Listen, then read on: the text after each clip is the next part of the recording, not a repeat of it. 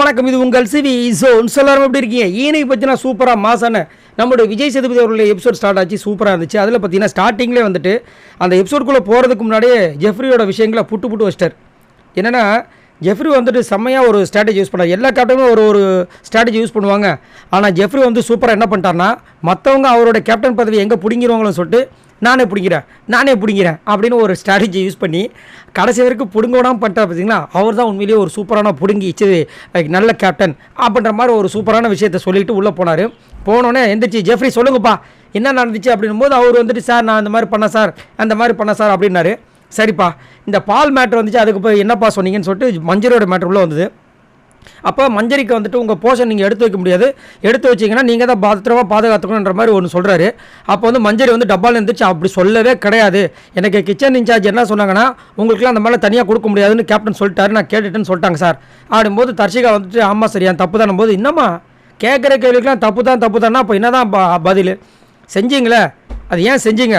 உங்களுக்கு வந்து ரவாலாட்டை வந்து ஈஸியாக பண்ண முடியும், உங்களோட தேவைக்கு ஈஸியாக பண்ண முடியும் அப்படின்னா ஏன் மற்றவங்களுக்கு மட்டும் பண்ண முடியாதா? இப்போ நீங்கள் மட்டும் உங்களுக்கு வந்து நீங்கள் யூஸ் பண்ணிக்கலாம், மற்றவங்களுக்கு யூஸ் பண்ண மாட்டீங்க, மற்றவங்களுக்கு செய்ய விட மாட்டீங்க.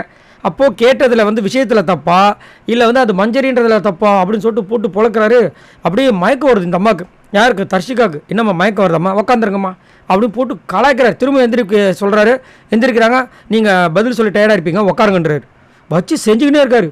அப்புறமா ஜெஃப்ரிகளை சொல்கிறார், ஜெஃப்ரி இந்த மாதிரி பண்ணாதீங்க முதல்ல. ஏன்னா ஜெஃப்ரியும் பார்த்தீங்கன்னா தீபக் வந்துட்டு காலையில் டீ போடும்போது எதுவுமே சொல்லலை.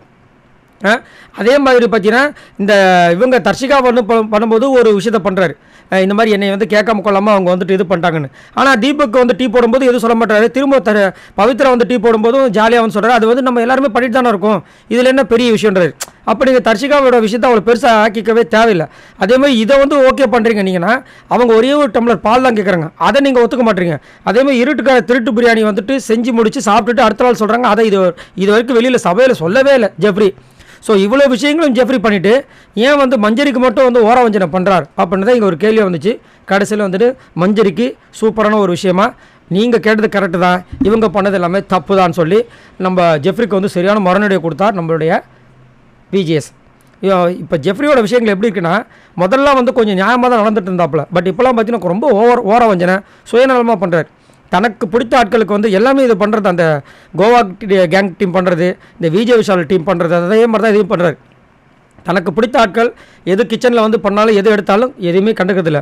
பிடிக்காத ஆட்கள் ஏதாவது வந்து சொல்லிட்டாங்கன்னா அங்கே போயிட்டு அதுக்கு எதுவுமே சொல்கிறதில்ல. இப்போ மஞ்சரி கேட்கும்போது கூட வந்துட்டு மஞ்சரிக்கும் ஜாக்லினுக்கும் பிரச்சனை வந்தோடனே அதை சமாதானப்படுத்துறதுக்கு முயற்சி பண்ணாரே தவிர, மஞ்சரிக்கு வந்துட்டு இந்த விஷயம் ஏமா ஒரு கிளாஸ் பால் தரமா நீங்கள் குடிக்க மாட்டீங்களாமா, சரி நீங்கள் தயிர் ஊற்றி வச்சுக்கோங்க அப்படி கூட சொல்லலாம், அதையும் சொல்லாமல் விட்டார். ஸோ இன்றைக்கி அதுக்கெல்லாம் சேர்த்து வச்சு தர்மடி குத்தாரு நம்ம விஜிஎஸ். ஸோ சூப்பராக இருந்துச்சு. ஸோ யாரெல்லாம் பார்த்து ரசிச்சிங்கன்றதை சொல்லுங்கள். இந்த விஷயத்தில், இந்த பர்டிகுலர் விஷயத்தில் உங்களுக்கு என்ன தோணுதுன்றதை மறக்காமல் கமெண்ட்ஸ் பண்ணுங்கள்.